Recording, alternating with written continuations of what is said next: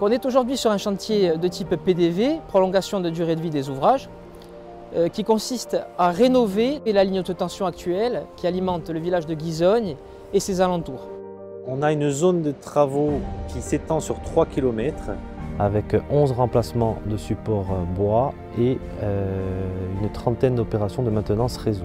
C'est une ligne qui est incidentogène, donc qui subit pas mal d'incidents, notamment lors des aléas climatiques. Cette rénovation, elle vise à remplacer les éléments défectueux de la ligne, sans pour autant déposer la ligne dans son intégralité avec une reconstruction totale.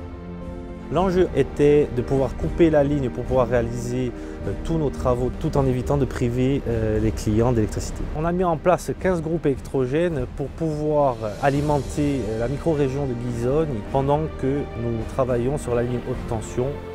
Bonjour. Alors vous n'avez pas été embêté par tous ces travaux et ces allers-retours?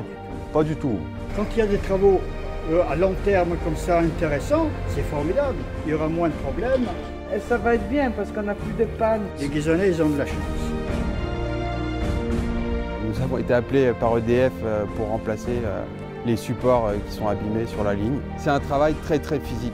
Dans un premier temps, on tronçonne les supports pour les faire tomber. On finit de creuser le trou au marteau-piqueur pour pouvoir implanter les nouveaux supports. Donc on est sur un secteur assez montagneux. On a des supports qui sont plutôt accessibles au bord de route, mais également des supports avec des accès plus compliqués, où on va devoir utiliser des moyens spécifiques comme l'hélicoptère. Le but de l'opération est de ce qu'on appelle débarder, c'est-à-dire récupérer les vieux supports sur place pour ensuite venir le déposer sur la drop zone et ensuite récupérer le support neuf et ensuite aller le placer sur son emplacement.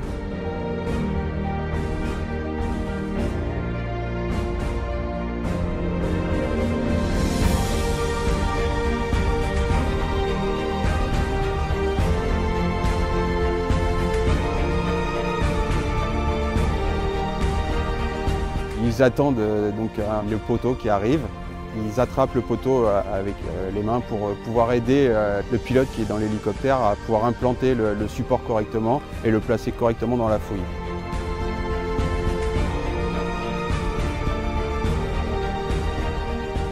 Après, on va le caler avec des cailloux qu'on a extraits auparavant pour pouvoir l'implanter et qu'il soit calé tout en sécurité.